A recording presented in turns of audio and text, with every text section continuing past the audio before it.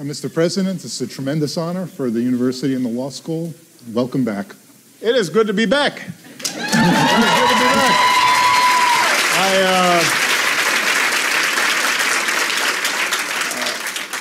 As some of you may know, I actually spent 10 years teaching classes and seminars here, and it was really fun.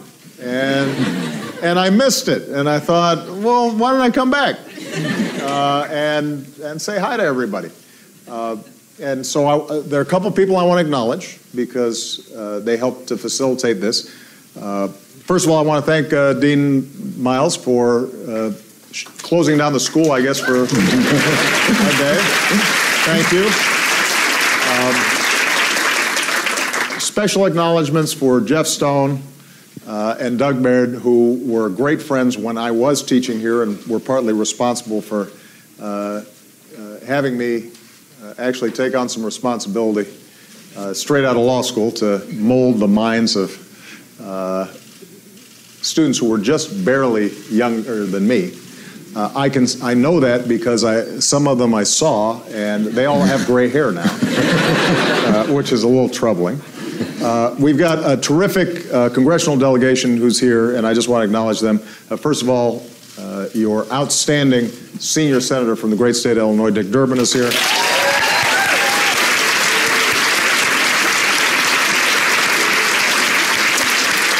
And we've got Congressman Bobby Rush, Congressman Danny Davis, Congressman Bill Foster, and Congressman Mike Quigley. We also have Lisa Madigan, the Attorney General of Illinois.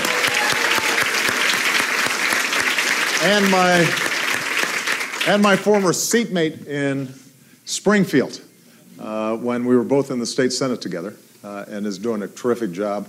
And I want to thank David, who I was joking before we came out, is one of the country's foremost constitutional experts and a nice guy.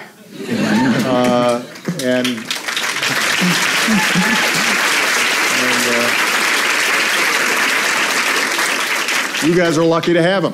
In fact, when I was teaching here, I think that I stole his con law class for a while, and he graciously gave it up because despite the privilege of grading 60 or 70 blue books, he apparently thought it was important for me to have that privilege as well. So,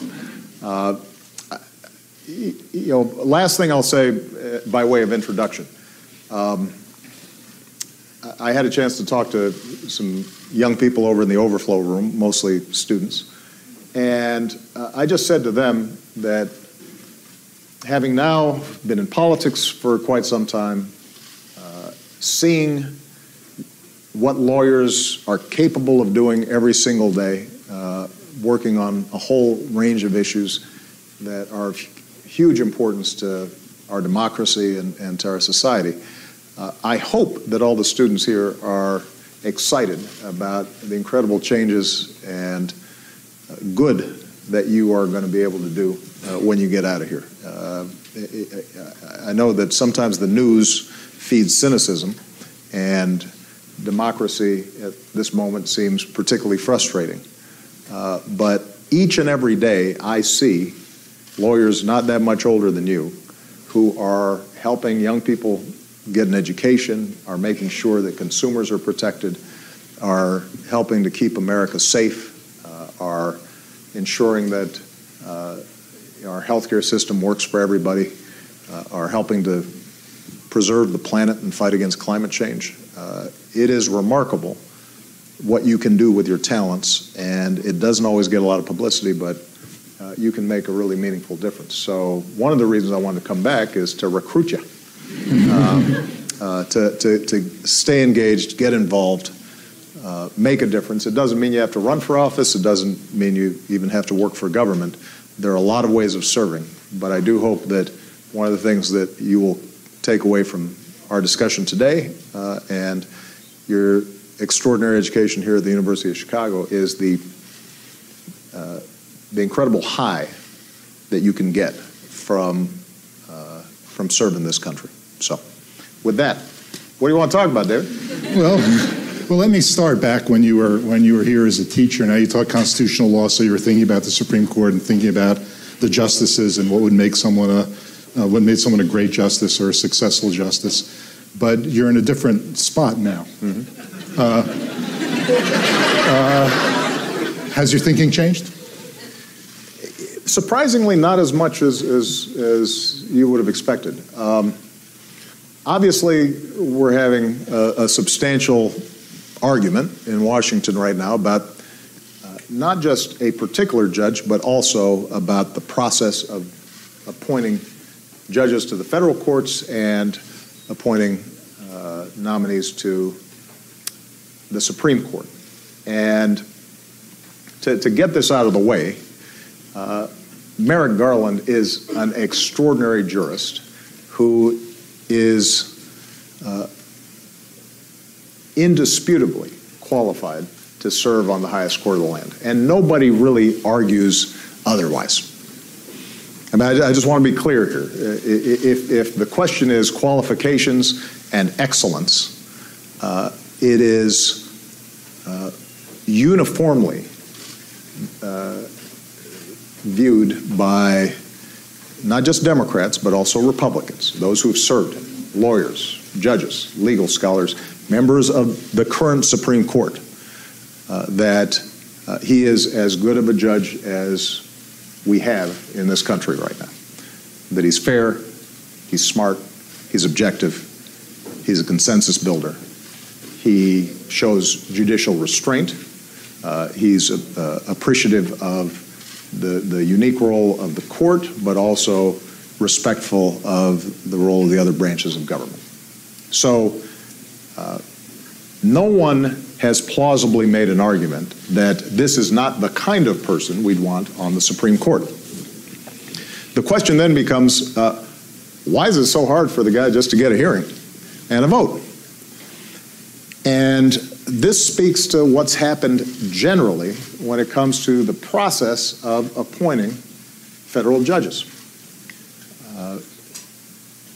It used to be that people read the Constitution, and Article 2 powers fairly straightforwardly. It says the president shall make these nominations with the advice and consent of the Senate, and unless there was some sort of real problem with that judge's character or qualifications, it was fairly routine at every level, both at the district court level, the appellate court level, and the Supreme Court, that the person would be confirmed in short order. There'd be a hearing, people would ask the potential judge a question or two or five or 10, there'd be questionnaires, and once they had satisfactorily performed that process, then the Senate would vote. And it was presumed, it was understood that just as the president had a constitutional duty to make the appointment, that the Senate had a constitutional duty to at least make a determination as to whether this person should be on the bench. What has been unique in this process has been the growing attitude inside of the Senate that every nomination, no matter how well qualified a judge is a subject of contention. In some cases, it's simply because one party or the other wants to gum up the works, and so they will drag out confirmations longer and longer, even if ultimately the judge gets confirmed by voice vote, by unanimous consent in the Senate. They'll drag it out for 2 or 3 months, because if you're bogged down with judges, then it means other business can't be done. So sometimes it's just strategic. In other cases, the view has been that despite all the talk about people wanting objective judges who are just calling balls and strikes and don't bring any views to bear, that there are litmus tests that are applied that prevent a judge from getting a fair vote, even though they're qualified, because they don't meet the particular views of the party that's objecting. And this problem got bad enough in previous administrations, but came to a head under my administration, in which we had a situation where we were starting to see 6 months pass or 9 months pass before a judge could get a hearing. This was when Democrats were in charge of the Senate, but because of the particular rules of the filibuster that previously had been used for just a few things, but now were routinely deployed on everything, we just couldn't get judges through. And you started seeing a crisis in vacancies across districts and circuits everywhere. Finally, the Democrats said, we're ending the ability for Senate members to filibuster when it comes to district court and appellate court justices, but we're going to preserve it for the Supreme Court. We now have a situation, after Judge Scalia's passing, in which it's not just that the Republican majority in the Senate intend to vote against a highly qualified judge. We now have a situation where they're saying, we simply will not consider the nomination itself. We're just going to shut down the process. And as a consequence, we have a 4-4 tie in the Supreme Court and potentially at least 2 Supreme Court terms in which this vacancy will remain. That is unprecedented. Not only are they not willing to hold a vote at this point, they have refused to hold hearings on Judge Garland. And in some cases, Mitch McConnell and others have said, we will not even show the courtesy of meeting with the judge to find out what he thinks. And I think what's important for all of you to understand, because you're going to be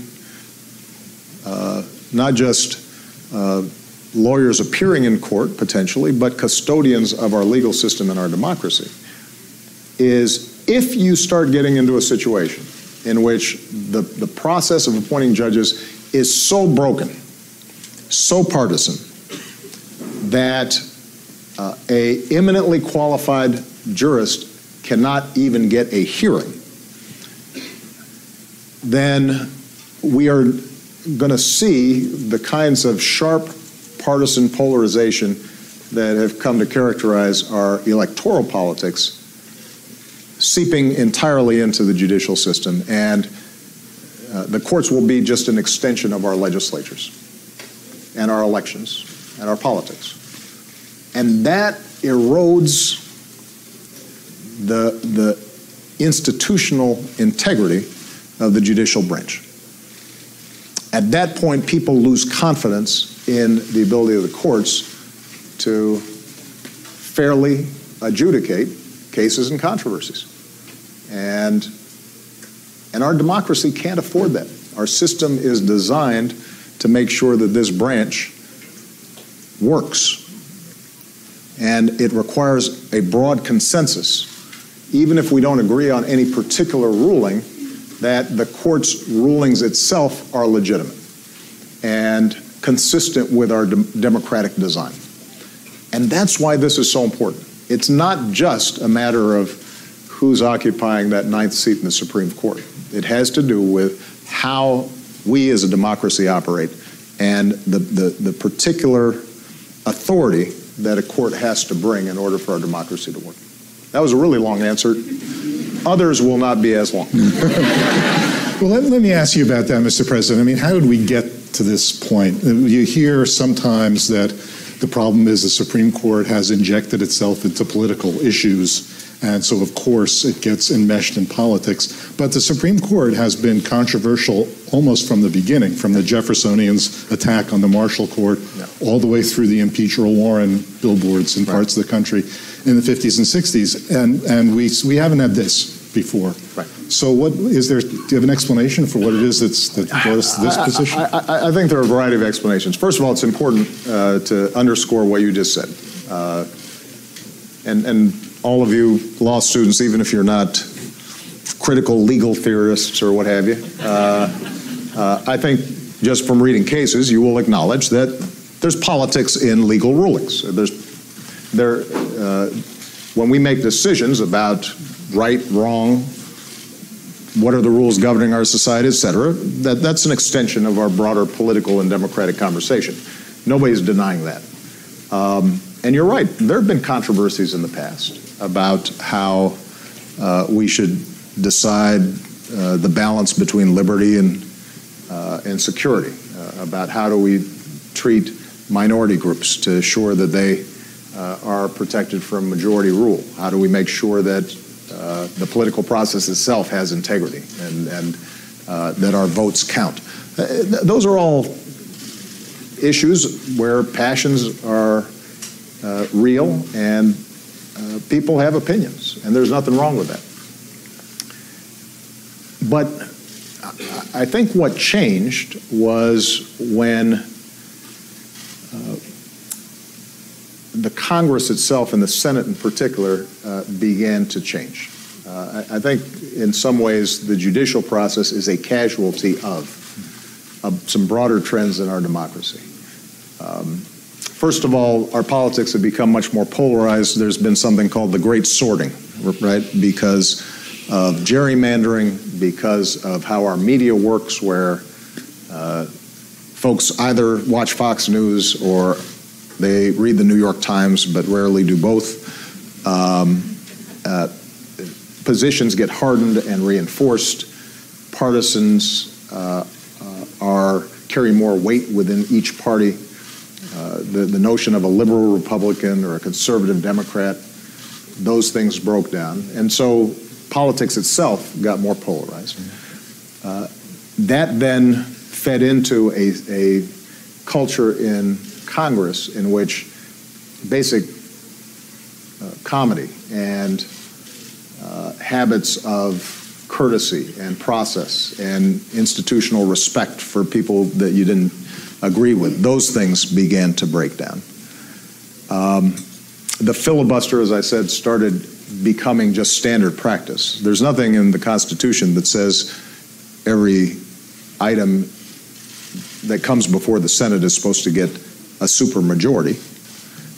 It used to be that the filibuster, it doesn't have a very distinguished history, was used principally for blocking civil rights and anti-lynching and voting rights legislation. That was bad enough.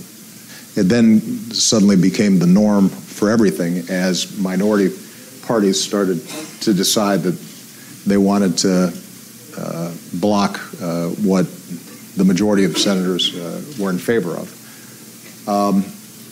And so all of this, I think, contributed to a breakdown of the process. Now, in fairness, Democrats are not blameless on this. If you talk to Republicans, they'll also often point to the Bork nomination as where this all started. And there have been times where Democrats used the filibuster to block what Republican presidents or conservative legal theorists viewed as eminently qualified jurists. I will say that there has not been a circumstance in which a Republican president's appointee did not get a hearing, did not get a vote, and as a general proposition, they have been confirmed even where there have been strong objections. So what you have here is, I think, a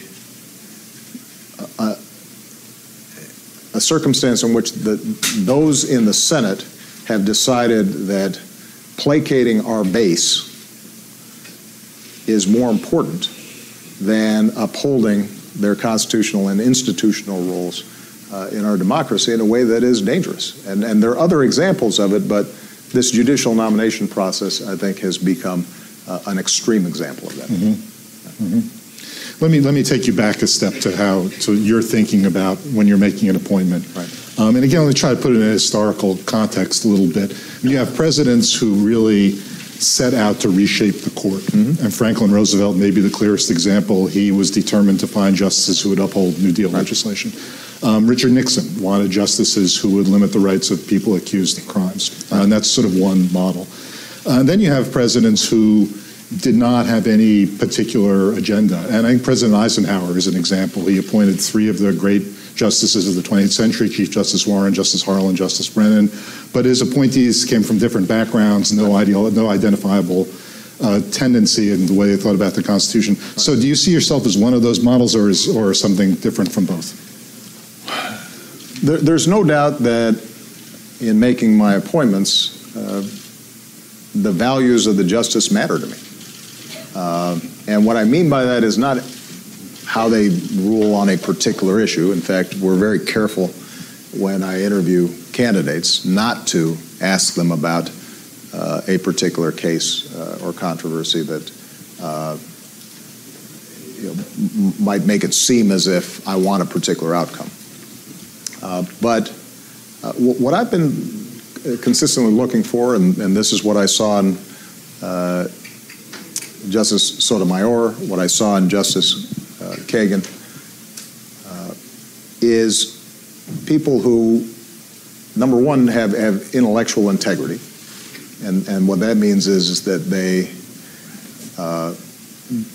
look at the facts and the law, and even if it's uncomfortable to them, they don't like the outcome, they follow the law.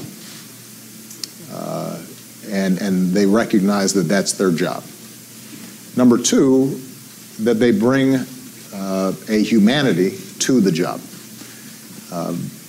And what I mean by that is that, particularly on the Supreme Court,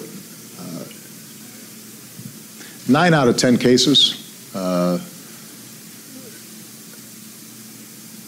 well, certainly in the federal courts, 9 out of 10 cases, you can probably arrive at an outcome just by applying basic tenets of constitutional interpretation. There's not going to be a lot of controversy.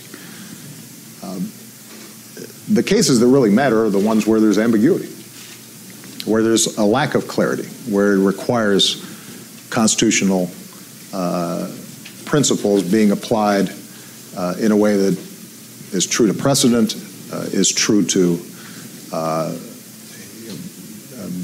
basic legal tenets, but also that understands the unique role of the court in making sure that people who are locked out of the political process, for example, are not permanently locked out, that they have some recourse, that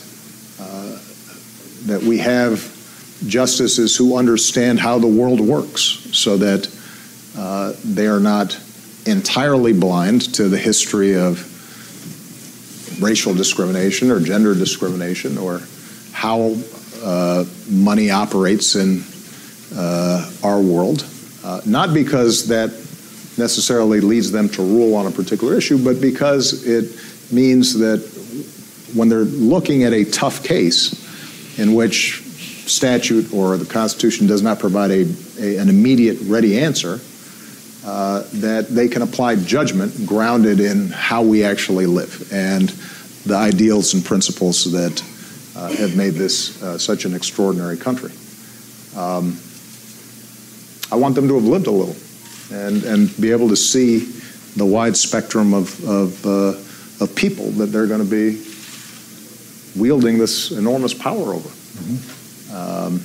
And so a lot of times when I talk to the candidates for the judiciary, I spend time asking about their families and them growing up and what were formative experiences in their minds, and in some ways that reveals more than anything. And then part of the reason that I think that Merrick Garland would be such an extraordinary judge is not just because he's already been an extraordinary judge, but I think about his life story, and I mentioned this in the introduction.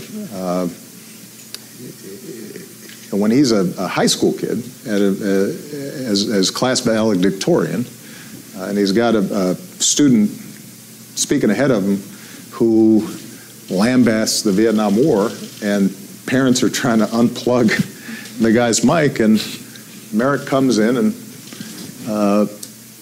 not because he necessarily agrees with the student, but impromptu provides a vigorous defense of free speech. as a 17 or 18-year-old kid, that tells me something about him. It gives me confidence that this is somebody who's thought about what our core values and ethics are as a society. When you hear about the work he did in the Oklahoma City bombing, and he's presiding over the investigation at the Justice Department, and the fact that he was meticulous in how he conducted that investigation and didn't cut corners, even though in the wake of those kinds of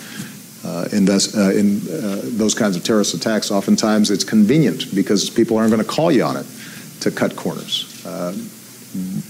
And at the same time, how he kept the program mourning the deceased from the memorial, because he knew that each one of those people who had been killed and each one of those families had been affected in such profound ways. That tells me something about who he is. And that, as much as anything, I think, is going to give me confidence that that's the kind of person where if I'm before a judge, I want to make sure that I got somebody who's wise and who cares about people and is not arbitrary and can provide confidence to the justice system. And I also think part of the reason I thought Merrick was ideal now is precisely because of all the polarization we were talking about earlier. What a good moment for us to have somebody who is respected by both sides and who Chief Justice Roberts served with on the appellate court and befriended and consistently said, despite being on the opposite ends of a bunch of decisions, said, this is somebody who, if he says you're wrong, you got to think long and hard about it. He embodies and models what it is that we want to see in our jurisprudence. So let me sort of pick up on that. I mean, as you know, some people on the left were disappointed with your choice of Chief Judge Garland. They thought you should have appointed someone who would be more aggressive in moving the court in a certain direction. And I just I guess what I want to say is those of us who knew you back then could have said, you shouldn't be surprised. Because if I remember correctly, correct me if I don't, when you were teaching constitutional law, there are people in that line of work who hold up the Warren Court as the model and say the court's job is to be really on the front lines of attacking society's problems. Right. And you were, if I remember correctly, you were skeptical of that when you were a law professor. So am I right in remembering that? And is the skepticism carried over? No, I think you're right about this.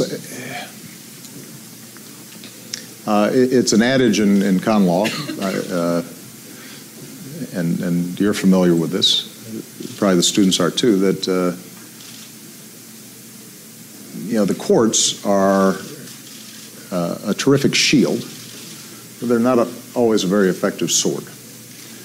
And what I mean by that is that there have been moments in history, Brown versus Board of Education being the best example, and on the other end of the spectrum, a decision like Dred Scott, which was antithetical to what we'd want to see a court do. There are certain moments where, like in Brown, the democracy has broken down in a fundamental way.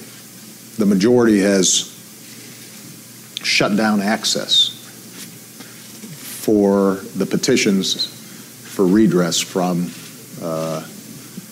a minority group. There are times where an individual who is engaging, let's say, in highly unpopular speech is not going to be able to, through the political process, to uphold the values that we collectively have decided are pretty important to uphold. And so in those circumstances, I have a very progressive view of how the courts should operate. But as I think Judge Garland said, being a federal judge doesn't mean that you have this broad writ to simply remake society. Ideally, you've got a political process that does that we argue about issues and we elect representatives and we get votes and we pass bills and we get a new administration and they overturn stuff that we passed and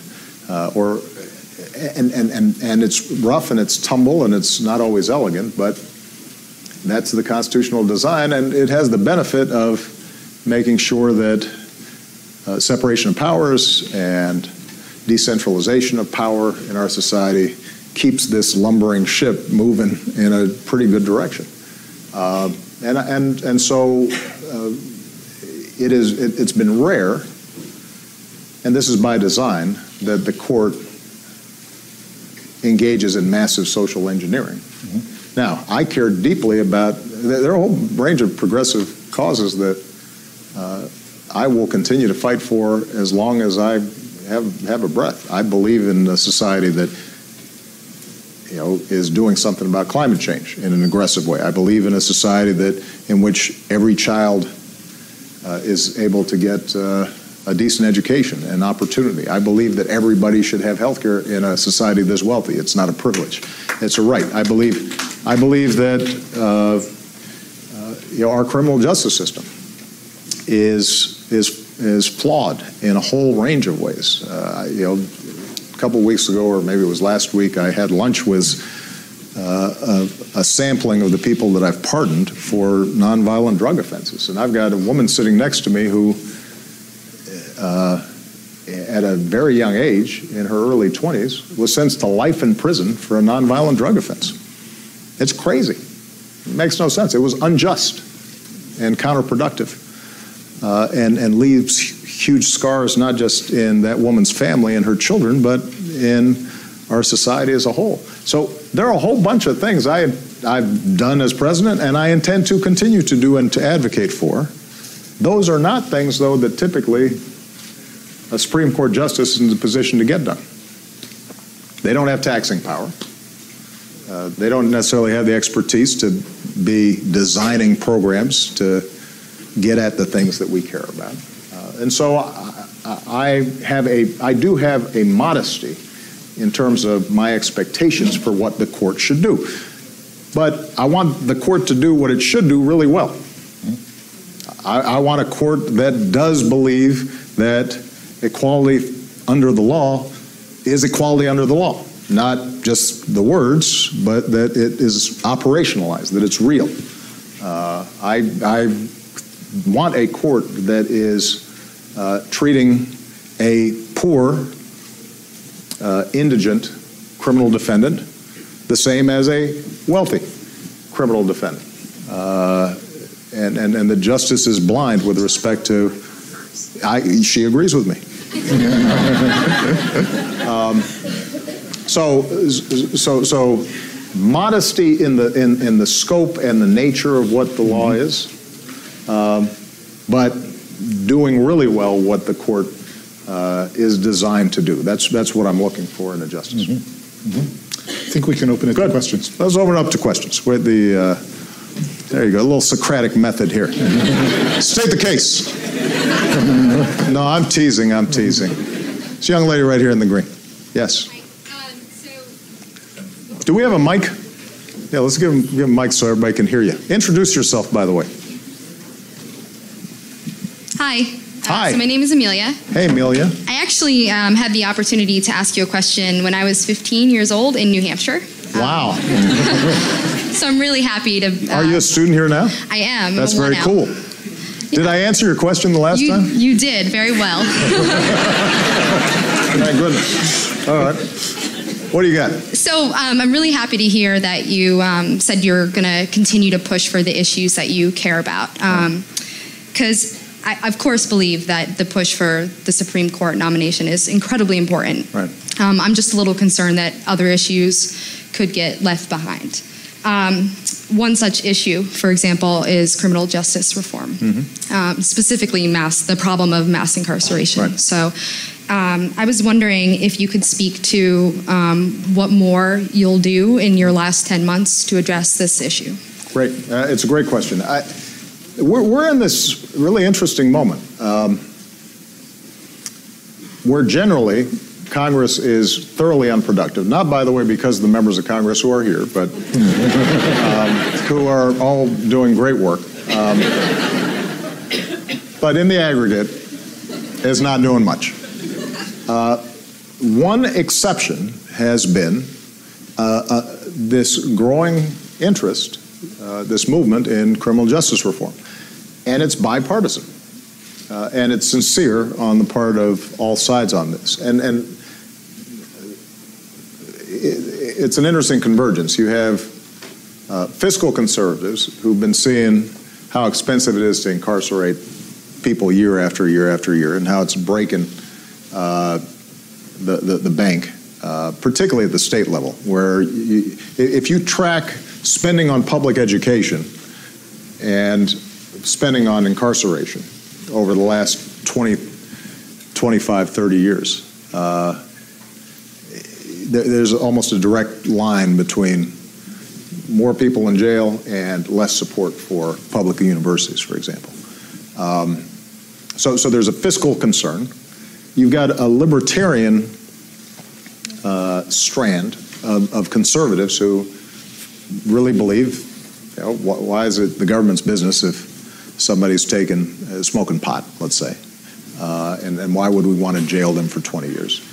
You've got a very sincere evangelical movement that oftentimes is involved in reentry programs or prison ministries, and so have embraced the idea of a second chance.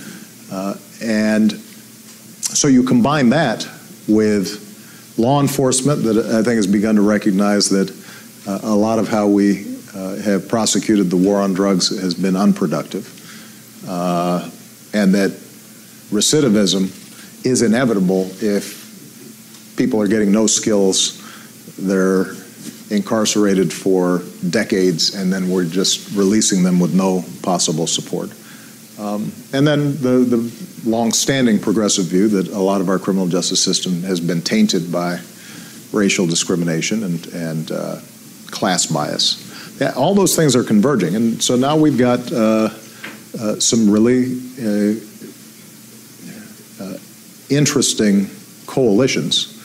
You got the ACLU and the Koch brothers agreeing on this, which does not happen often.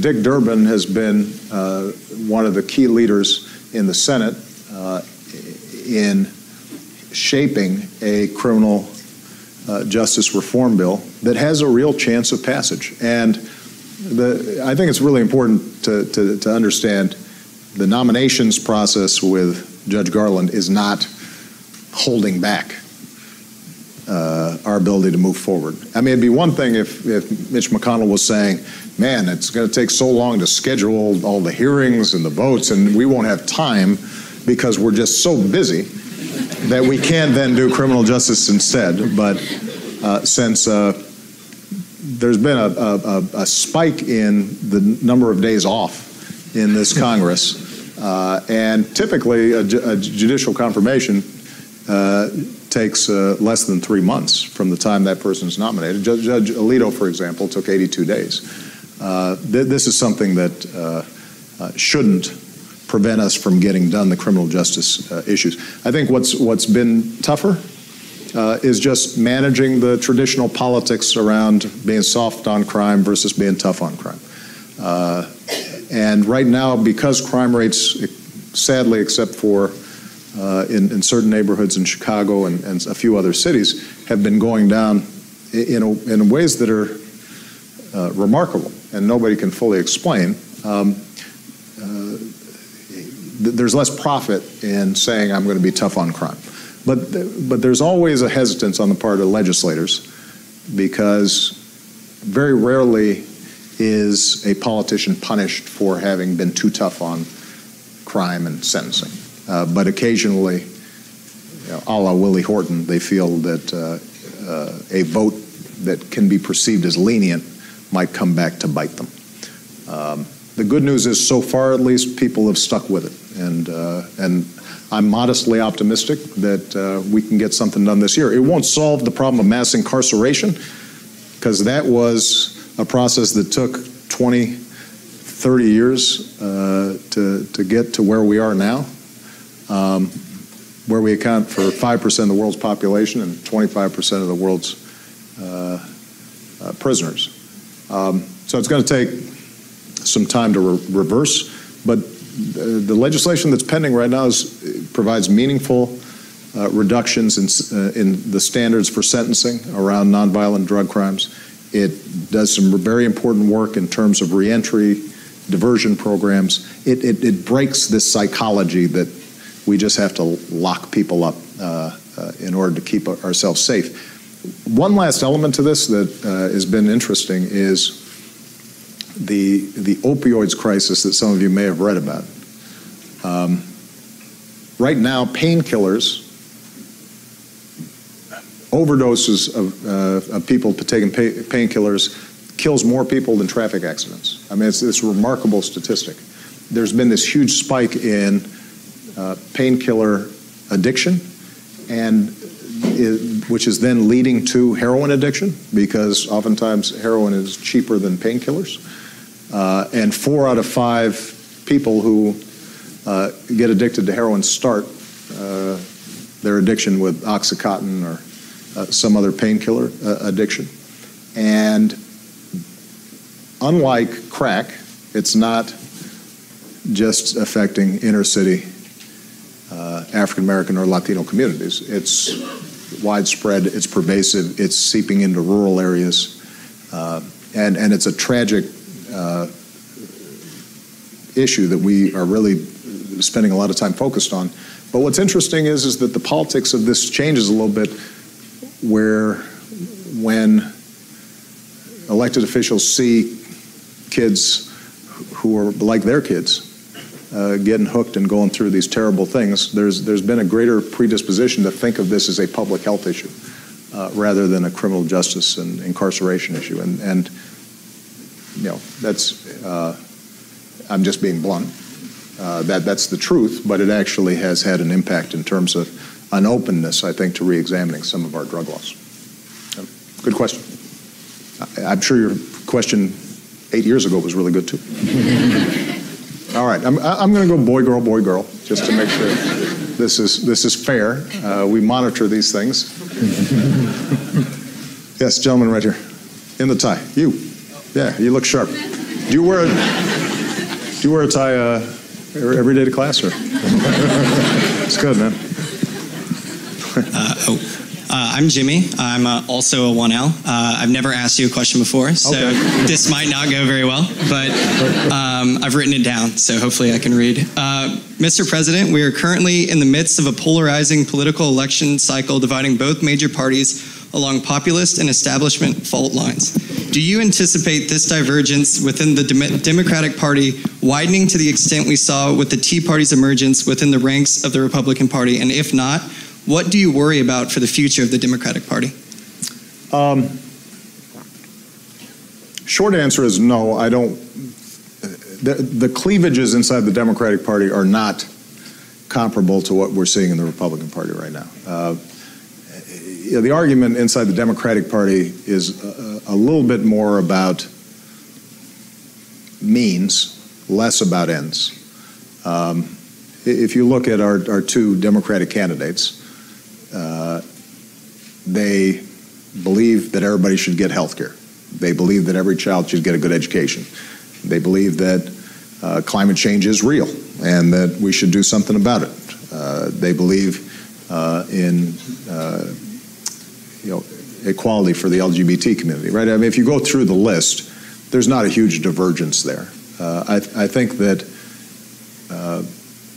in the Democratic Party, there is a populist impulse that grows out of what I also think has happened for folks who are voting in the Republican primary. This frustration in the wake of the financial crisis and the bottom falling out for people who lost their jobs or lost their homes or lost their pensions, that the world's moving fast, the ground's not firm under their feet.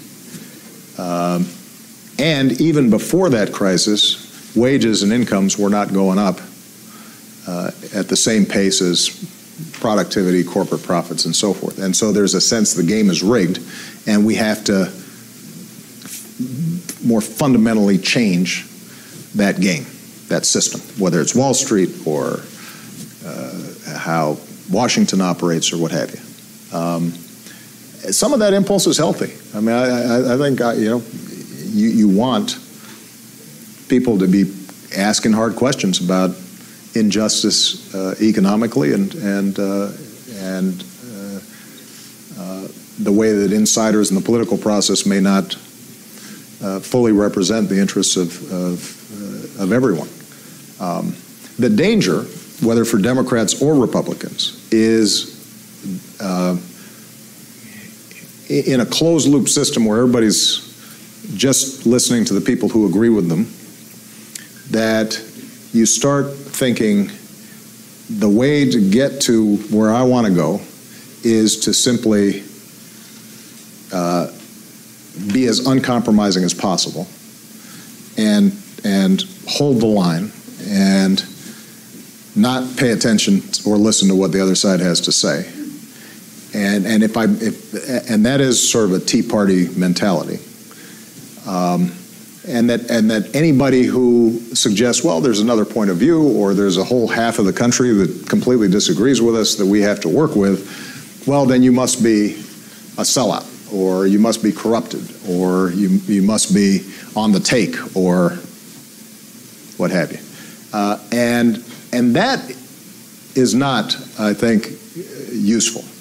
And the reason, it's not to say that there isn't corruption, that there isn't compromise, or people compromising principles for less than noble means, etc. Those things happen, and they should be called out.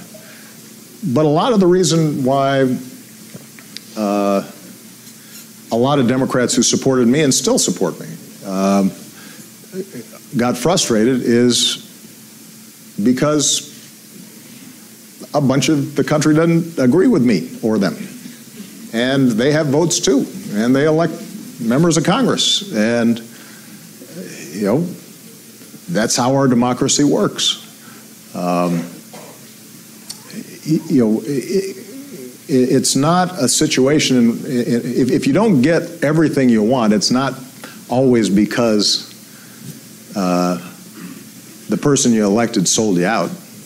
It may just be because in our system you end up taking half loaves.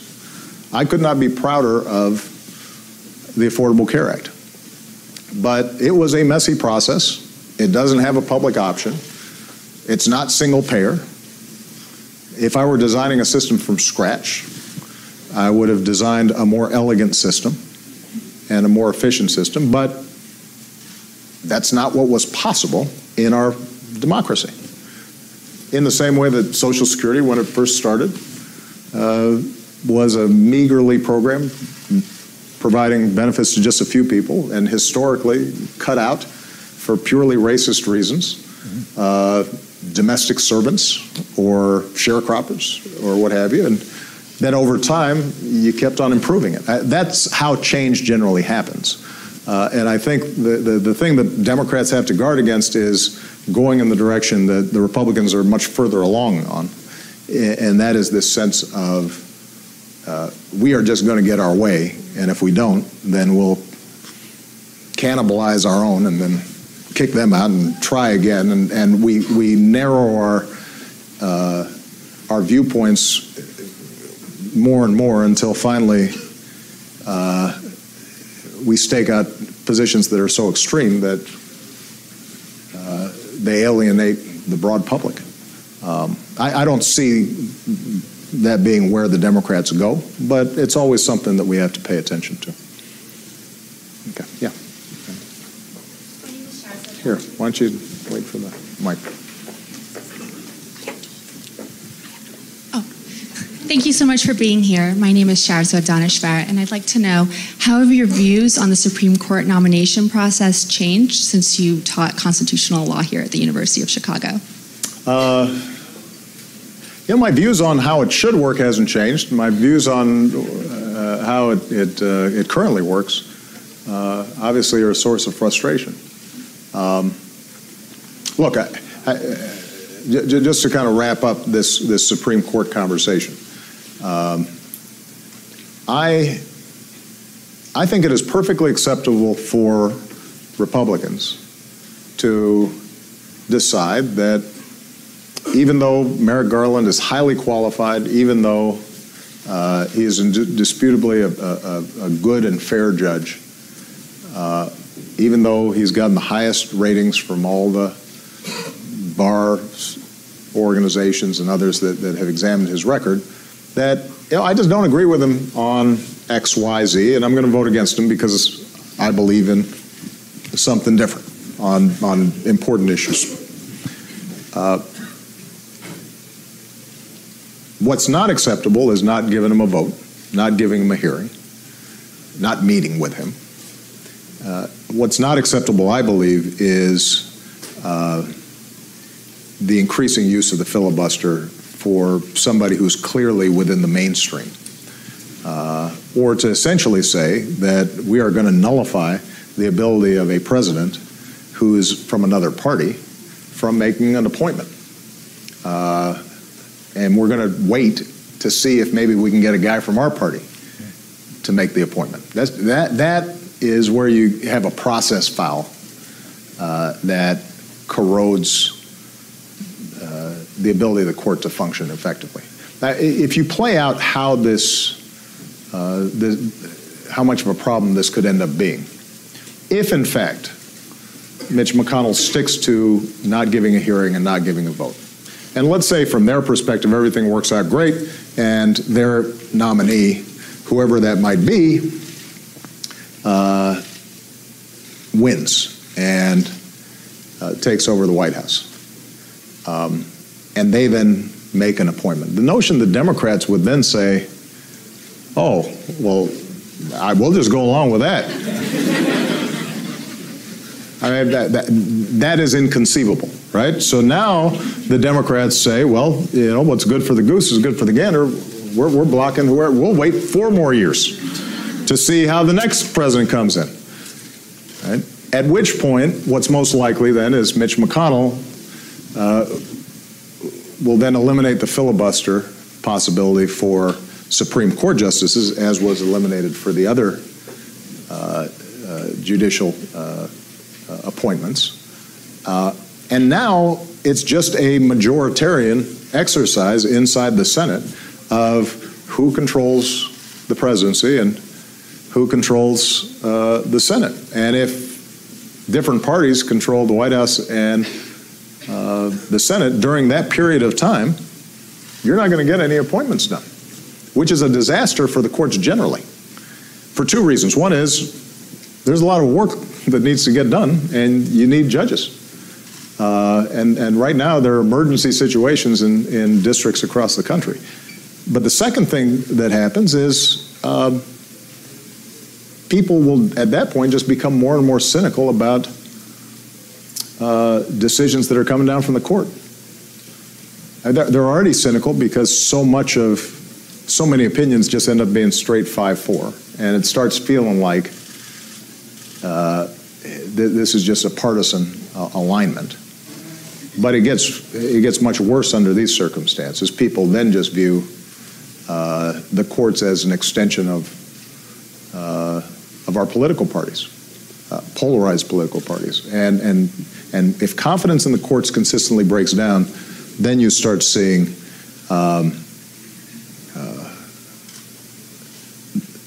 our attitudes about democracy generally starting to break down and legitimacy breaking down in ways that are very dangerous. So, okay, it's a gentleman's turn, right here in the front. I am impressed, by the way, you guys did all get dressed up. Was there a memo sent out that did the dean say, all right, you guys, we want you to all Because y'all aren't going to class like this. No, they are not. I know. I remember. Hello, Mr. President. Thank you very much for being here with us today. My name is Kyle Panton. I'm a 2L here at the law school. My question for you is, what sorts of constitutional questions were at the forefront of your mind when deciding who your nominee should be?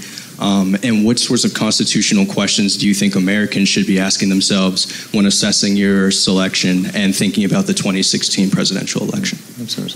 Well, I will tell you, as I said before, I'm very careful not to delve too specifically into candidate's position on live issues. I mean, you're a well-informed 2L. You know the issues that people debate. There's a standard set of social issues that have been roiling society and the courts for a long time, whether it's LGBT rights or abortion or civil rights. What's interesting is there are a set of new issues that are going to be coming up that for your generation I think are going to be increasingly salient. One great example is this whole debate around encryption, which I think is just the tip of the iceberg of what we're going to have to figure out. In a society in which so much of your life is digitized, people have a whole new set of privacy expectations that are understandable. They also expect, though, that since their lives are all digitized, that the digital world is safe, which creates a contradictory demand on government. Protect me from hackers, protect me from terrorists, protect me from et cetera, et cetera, et cetera. But I don't want you to know any of your business, and I don't even want you to have the ability to investigate some of that business when it happens because of its broader implications, and we're worried about Big Brother. And so there's going to be a whole series of issues around that I think will be coming up. I think there are a range of economic issues that date back very far to the earliest days of the court and were prominent during the Great Depression and FDR's era that have gone into abeyance. People don't pay attention to them as much in terms of monopoly concentration or antitrust issues, et cetera. But I think in this current environment are going to be becoming more prominent over time. Right? So, and then political participation issues and voting issues, I think, and money and politics issues. That's a whole series of issues that I do believe are an important role for the court to play. Because if we're not effectively setting the rules of the political process, if that is delegitimized, then whatever outcomes are generated are subject to just endless contention. And this is separate from the judiciary. This is your president editorializing. We really are the only advanced democracy on earth that systematically and purposely makes it really hard for people to vote. And we sort of take it for granted.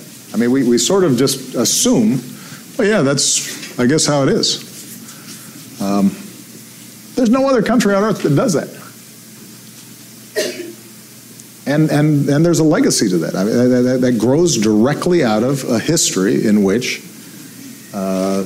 first propertied men, then white men, then white folks didn't want women, minorities, to participate in the political process and be able to empower themselves in that fashion.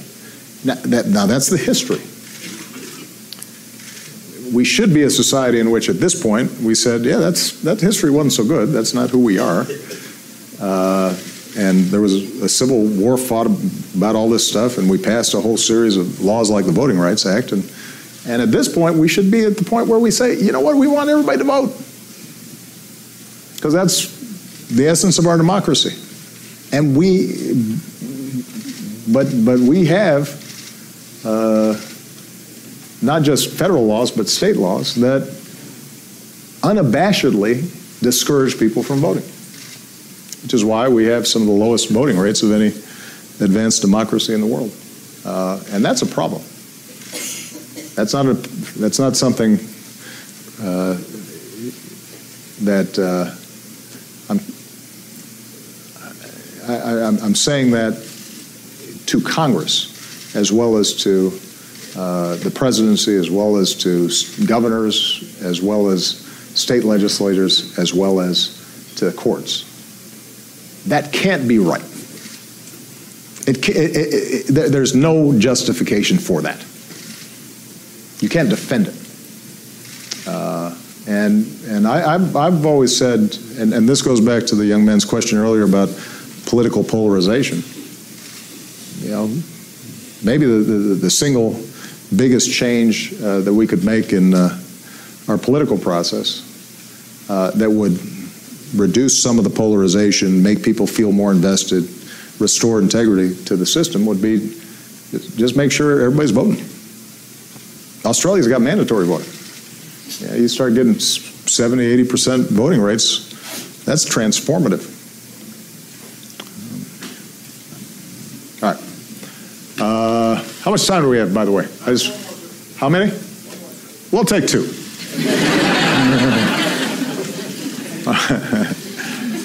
Young lady in the green right there in the sweater. Yeah.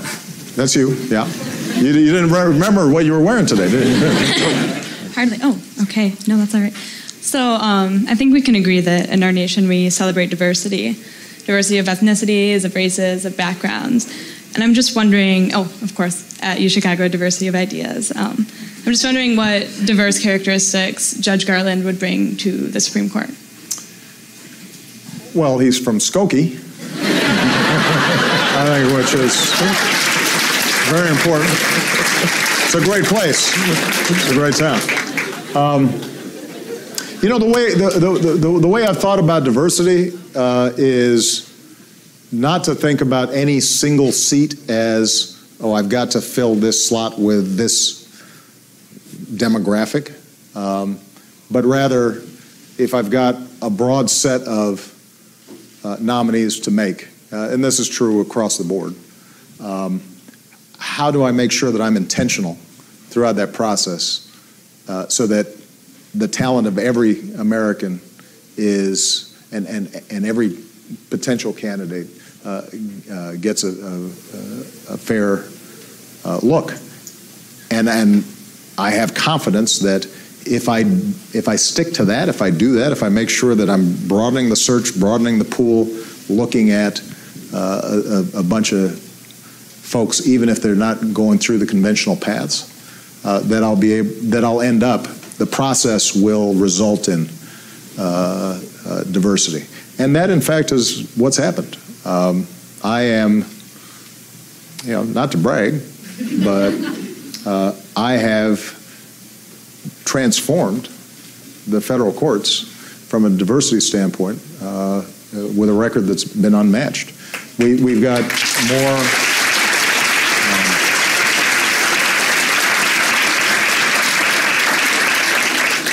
We got more African Americans on the circuit courts than we ever had before.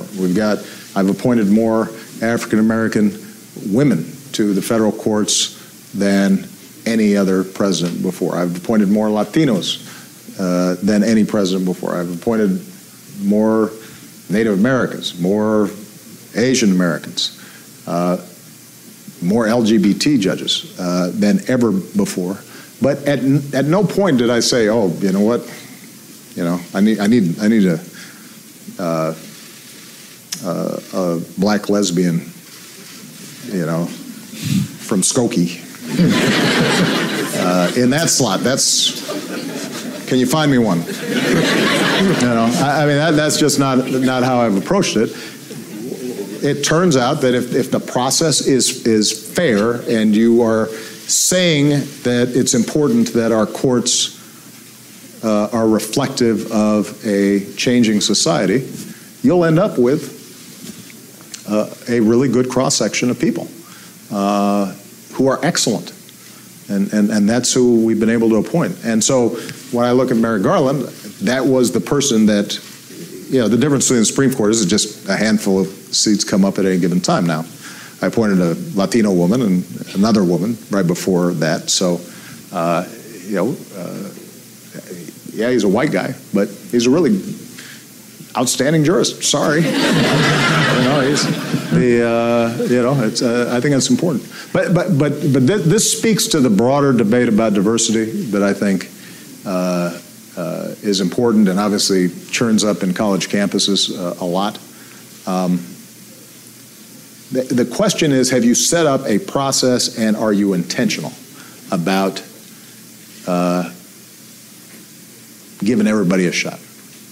And are you thinking about roadblocks to why we're not seeing a more diverse population? And when you start asking those questions in whatever institution, I mean, I just met with the chairman of the Joint Chiefs of Staff and the combatant commanders, so sort of our key military leaders.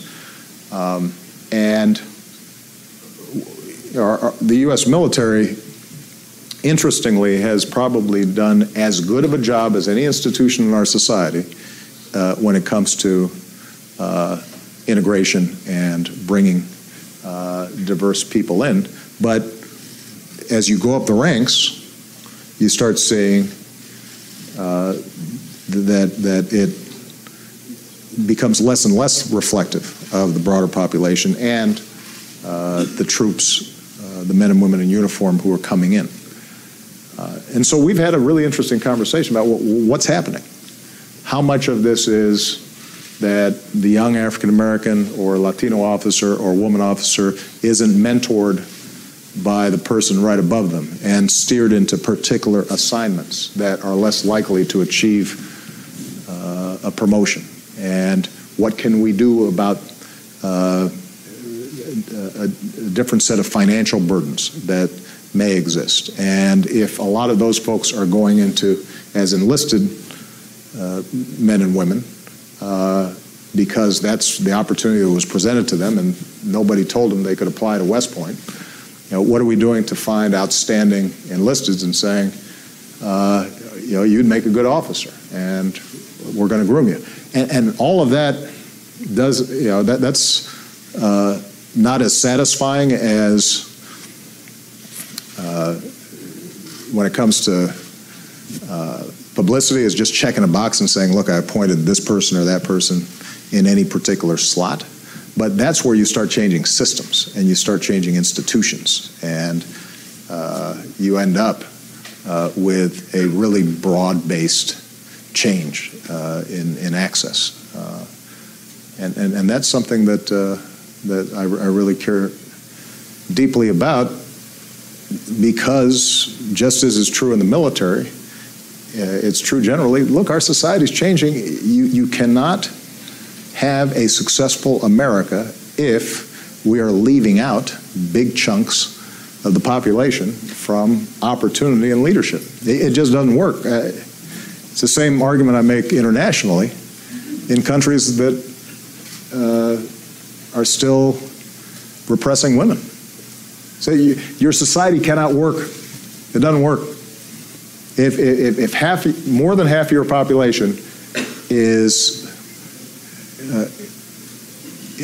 constrained, if the half of that population that is most likely to be raising your children and teaching the next generation is not getting opportunity, your society will fail over the long term.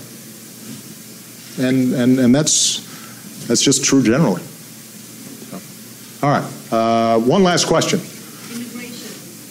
What happens to your immigration Excuse me, you were not called on, and you are a journalist, and I'm calling on students. So thank you very much. This wasn't a press conference. So let's just see. It's a gentleman's turn. This gentleman right there.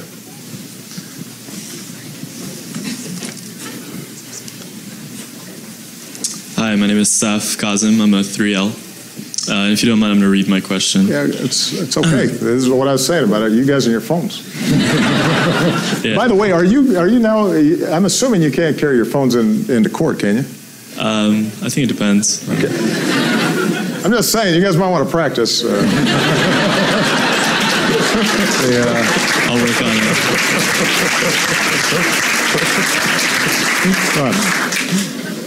I'll try to work on that.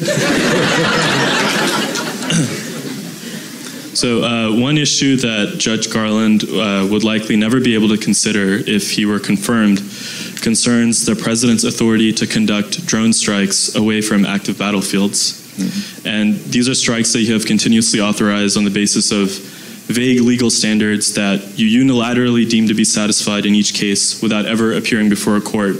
And in the process, killing hundreds of innocent civilians as well as, in some cases, American citizens. So my question is, how are these killings morally and legally justified? And what kind of message does this drone program send about America's values to the world, the American people, and to law students like myself who refuse to put our trust in an opaque process? Okay, I think that's a great question. Although I will say that I will dispute some of the underlying premises that you asserted as facts, but I think it's an important topic, and it's a fair one. When I came into office, we were still in the midst of two wars, in Iraq and Afghanistan. And in the border regions between Afghanistan and Pakistan, Al-Qaeda was still highly active. And drone technologies began to develop in parallel with, had developed prior to my presidency, but started to really accelerate in terms of the technology and the precision with which strikes could be taken. And the challenge for me as Commander-in-Chief has consistently been, how do you think about this new technology in a way that is consistent with morality, ideals, laws of war, but is also consistent with my first priority as President and Commander-in-Chief, which is to keep all of you safe, including you. And so I think it's fair to say that in the first couple of years of my presidency, the architecture, legal architecture, administrative architecture, command structures around how these were utilized was underdeveloped relative to how fast the technology was moving. So another way of saying this is our military or our intelligence teams started seeing this as really effective, and they started just going because the goal was, let's get Al-Qaeda, let's get these leaders, there's a training camp here, there's a high-value target there, let's move. And it was, the decision-making was not ad hoc, but it was embedded in decisions that are made all the time about, you know, a commander leading a military operation or an intelligence team trying to take out a terrorist. And there wasn't enough of an overarching structure, right? So you may recall, but if not, I'm sure we can send it to you. I gave a speech at the National Defense University in which I said that we have to create an architecture for this because the potential for abuse, given the remoteness of these weapons and their lethality, we've got to come up with a structure that governs how we're approaching it. And that's what we've done. So I put forward what's called it's a presidential directive. It's basically a set of administrative guidelines whereby these weapons are being used. Now, we actually did put forward a non-classified version of what those directives look like. And it says that you can't use these weapons unless you have near certainty that there will not be civilian casualties, that you have near certainty that the targets you are hitting are, in fact, terrorist organizations that are intending to do imminent harm to the United States. And you've got all the agencies who are involved in that process. They have to get together and approve that. And it goes to the highest, most senior levels of our government in order for us to make those decisions. And what I've also said is that we need to start creating a process whereby whereby public accountability is introduced, so that you or citizens or members of Congress outside of the Intelligence Committee can look at the facts and see whether or not we're abiding by what we say are these norms. And we're actually, there's a lot of legal aspects to this, because part of the problem here is that this drone program initially came through the intelligence side under classified programs as opposed to the military. Part of what I've also said is I don't want our intelligence agencies being a paramilitary organization. That's not their function. As much as possible, this should be done through our Defense Department so that we can report, here's what we did, here's why we did it, here's our assessment of what happened. And so slowly we are pushing it in that direction. My hope is that by the time I leave office, there is not only an internal structure in place that governs these standards that we've set, but there's also a institutionalized process whereby the actions that the U.S. government takes through drone technology are consistently reported on an annualized basis, so that people can look. And the reason this is really important to me, and this was implied in your question, is there is a lot of misinformation about this. There is no doubt, and I said this in an interview, I think recently, there's no doubt that some innocent people have been killed by drone strikes. It is not true that it has been this sort of willy-nilly, let's bomb a village. That is not how folks have operated. And what I can say with great certainty is that the rate of civilian casualties in any drone operation are far lower than the rate of civilian casualties that occur in conventional war. So the irony, let's take an example like the Bin Laden raid. This was as precise, as effective an operation that I don't think anybody would dispute was in the national security interests of the United States. And we put our best people in there who operate as precisely and as effectively as any group of individuals probably ever have in the history of the planet. And they executed their mission flawlessly. But there were a number of people who were killed in that who you might describe as not the targets of the mission. Members of Bin Laden's family, for example. Now that would be counted as a civilian casualty under the standards that from which you drew your information. And if you calculated it as a percentage, there was actually a pretty high civilian casualty rate for this extraordinarily precise mission. Now imagine during the height of the Iraq War, or when we were still actively fighting in Afghanistan, the number of civilians who were killed in normal military operations. You know, we talk about the number of U.S. troops that were killed in Iraq.